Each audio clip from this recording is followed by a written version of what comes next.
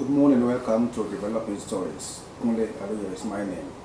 In a bid to deepen youth engagement in governance and leadership, the Ondo State government has inaugurated the third session of the Youth Parliament following a formal proclamation by Governor Lucky Aiyedatiwa. The event marks a new chapter in promoting youth participation in the democratic process. House of Assembly correspondent Osrc reports that the event was held at the mini chamber of the House of Assembly in Akure. Her report.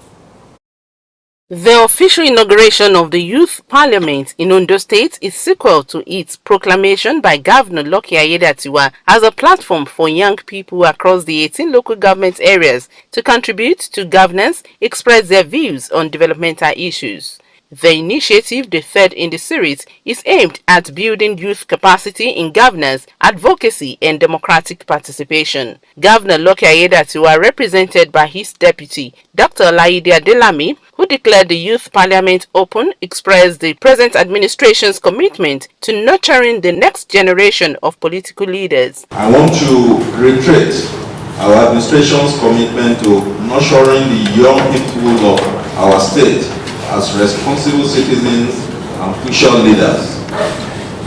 This vision is at the heart of our youth development agenda, and the Youth Parliament serves as a vital framework for achieving this goal. The governor charged the youth legislators to be purposeful, responsible, and visionary in their roles. By the power conferred on me by the National Youth Policy 2019, I hereby proclaim the third Ondo State Youth Parliament inauguration this day, Monday, 7th July 2025. In the name of the Father, in the name of the Son, and the Holy Spirit. Earlier, in his welcome address, Senior Special Assistant to the Governor on Youth Empowerment and Job Creation, Oriyoye Gbayisomore, acknowledged the youth-friendly policies of the present administration. I also wish to appreciate Mr. Governor for his unwavering support, commitment to the ideals of youth empowerment, which has strengthened the capacity of young people of our dear states. The Speaker, Ondo State House of Assembly, Olamide Oladiji, assured of the Assembly's support and guidance to ensure that their opinion counts. We make the environment comfortable for them, and then we make the Halo Chamber, the mini Halo Chamber, available for them, and we promise the SSC to Mr. Governor to count on our support at all times, and why? Because the youth, they are the engine room of the larger society. Also, the Youth Parliament Speaker, Ayo Shedrack, promised that the Parliament will amplify the voice of the youth and ensure they play active role in policy making in the state. Our assembly is going to solve 70% of Ondo State problem. And because the youth sector is the biggest segment, of course, we are the innovators, we are the creators, and we are the most dominated and most energetic section of society. The 2-year non-renewable session is expected to deliberate on key youth-focused areas such as education, employment, digital innovation, and mental health. Omoshiliola Adesoye Ajayi, Osrc News. Following a meeting with Ondo State Government, the Joint Action Committee of Ondo State-owned tertiary institutions has announced the immediate suspension of their ongoing 14-day warning strike.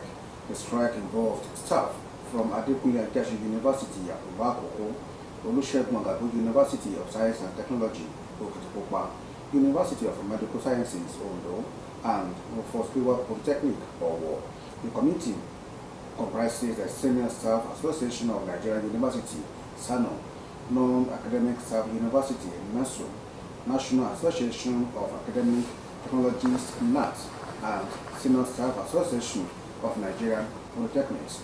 A statement by the Joint Action Committee said that the decision to suspend the strike follows several key resolutions reached with the state government, including the payment of the final tranche of the wage award, settlement of outstanding January 2027 subventions to the 3 universities to help offset arrears owed to staff members. Others include approval to increase monthly subventions to all tertiary institutions, subject to thorough reviews of their income and expenditure reports and implementation of technology system to monitor the financial activities of these institutions. The Joint Action Committee expressed gratitude to the government for the positive engagement and urged continued collaboration for the advancement of tertiary institutions in Ondo State. As part of efforts to enhance safety on the nation's inland waterways, the federal government has donated 3,500 life jackets to the state government for use by waterway operators in the state. The Minister of Mine, who handed over the items, assured users of the nation's inland waterways that the ministry would spare no effort in curbing the needless loss of life on the waterways. Oyetola described the campaign as part of a deliberate national strategy to instill a culture of safety on the country's inland waterways. The Independent National Electoral Commission, INEC, says 217,980 voters in Ibadan North Federal Constituency in Oyo State would elect a new representative at the National Assembly for the constituency.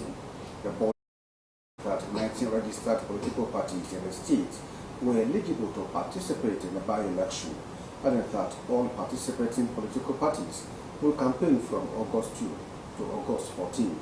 The Oyo State President Electoral Commissioner Adeni Otela stated at the stakeholders meeting with political parties ahead of the by-election slated for August 16 that the Ibadan Federal Constituency comprises 12 wards with 512 polling units and has 272,196 registered voters, but only 217,980 collected permanent voter cards.